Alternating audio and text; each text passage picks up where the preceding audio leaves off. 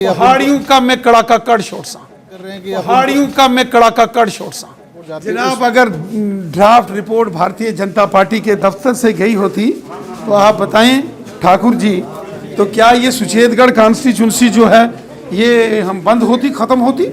ये कभी मर्ज नहीं होती। नेशनल कॉन्फ्रेंसियों का काम है प्रोपेगेंडा करना, कभी अच्छा काम नहीं करेंगे। नेशनली कांग्रेस और पीडीपी ने हमेशा लोगों को आपस में लड़ाया है। अवाम बीजेपी के साथ है, अवाम बीजेपी के साथ है।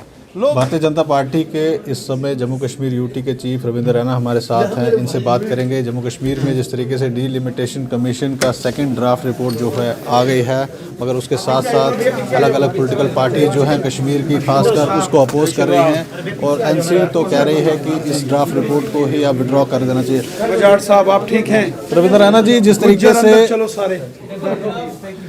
जिस तरीके से डीलिमिटेशन कमीशन की सेकंड ड्राफ्ट रिपोर्ट जो है प्रपोजल उसका सामने आया है, उसको लेकर जो अपोजिशन पॉलिटिकल पार्टीज है उनमें काफ़ी ज़्यादा रोष है और नेशनल कॉन्फ्रेंस जो है वो तो कह रही है कि इस ड्राफ्ट रिपोर्ट को ही विड्रॉ कर देना चाहिए।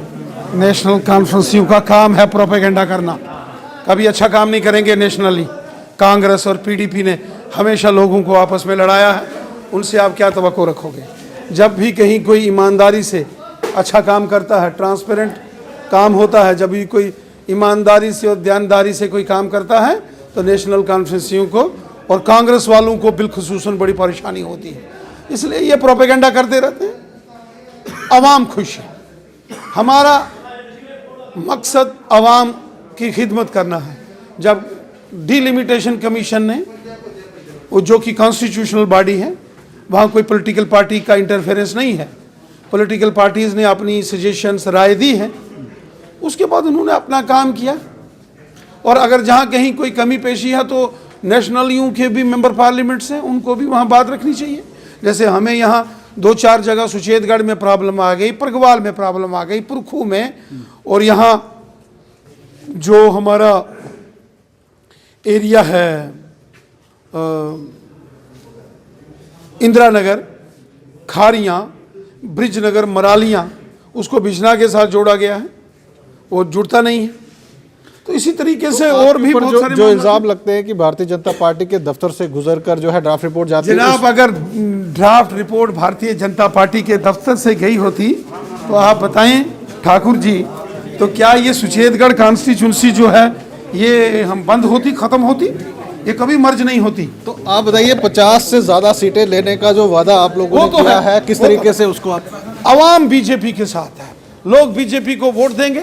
और जब लोग बीजेपी को वोट देंगे, क्योंकि जो मोदी साहब ने गरीबों के, मजदूरों के, किसानों के, ज़ईफ़ों के काम किए हैं, जो हिंदू, मुसलमान, सिख, ईसाई सबको मिलकर मोदी साहब ने गरीब आवाम की मदद की है, ये उसी का परिणाम है कि मिशन 50+ होने वाला। तो क्या आपको लगता है कश्मीर को लेकर खास स्ट्रेटजी है कोई आपके लिए? क्योंकि कश्मीर में बहुत ज़्यादा कश्मीर के लोग हैं वो बहुत ही हुब्बल वतनी के जज्बे रखने वाले लोग हैं, वतन परस्त लोग हैं, और कश्मीर के लोग बहुत अच्छे हैं।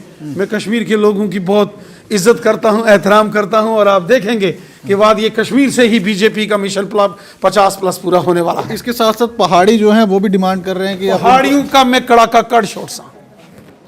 तो ये रविंद्र रैना जी हमारे साथ है, इस समय वो मीटिंग के लिए जो है वो जा रहे हैं, काफ़ी ज़्यादा बिजी है इस समय, मगर उन्होंने जो हमारे सवाल थे उसका जवाब दिया है। उनका कहना है कि जिस तरीके से डीलिमिटेशन कमीशन की जो सेकंड ड्राफ्ट रिपोर्ट जो है, प्रपोजल रिपोर्ट जो है वो सामने आई है, इनका कहना है कि वो रिपोर्ट जो है वो इन्होंने नहीं बनाई है, वो जिस तरीके से कॉन्स्टिट्यूशनल बॉडी होती है उन्होंने ही बनाई है।